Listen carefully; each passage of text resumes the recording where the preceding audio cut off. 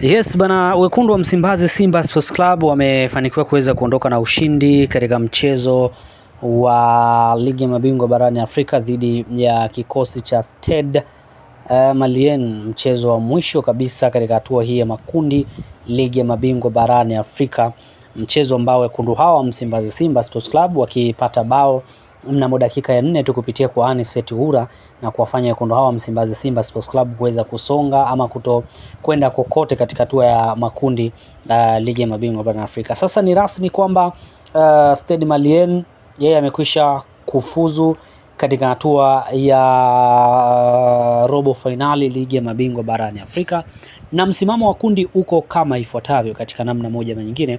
Baada ya michezo hii kuweza kumalizika, mchezo wa Simba dhidi ya Stade Malien umalizika kwa Simba kuweza kuondoka na ushindi wa bao moja kwa bila, lakini pia Esperance dhidi ya Petro de Luanda, mchezo huu umalizika kwa Esperance kuweza kuondoka na ushindi wa bao mbili kwa bila. Msimamo wa kundi uko kama ifuatavyo: Stade Malien wakiwa kileleni pale wakiwa na pointi 11, wakifuatiwa na Esperance de Tunis ambaye yeye ana pointi 9 akiwa nafasi ya pili, Petro de Luanda akiwa nafasi ya 3 akiwa na pointi 6, huku Simba Sports Club akiwa nafasi ya 4 akiwa na pointi 5 tu.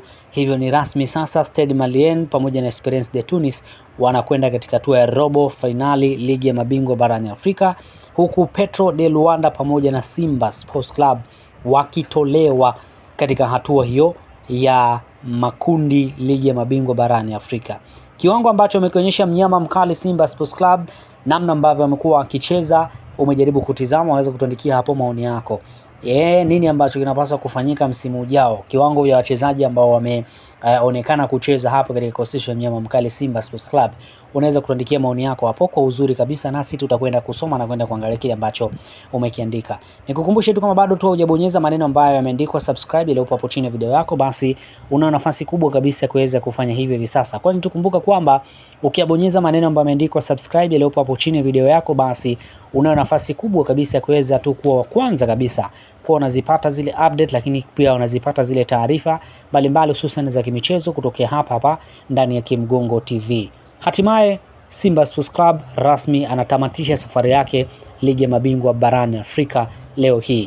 Biashara ni matangazo, na ndio maana sisi kama Kimgongo Media tunakukaribisha utangaze nasi. Sikiliza, kuanzia kiasi cha shilingi 50,000 tu unaweza kutangaza nasi kupitia kurasa zetu zote, iwe YouTube, Instagram, TikTok au X. Kwa wale wanaohitaji interviews, unapata interviews kuanzia shilingi 200,000 tu zenye urefu wa hadi dakika 10. Hatukuishia hapo. Kwa wale wenye vipindi vyao wanataka kuvirusha kupitia YouTube channel yetu, gharama zetu ni nafuu sana. Ewe Mtanzania, karibu tangaze nasi.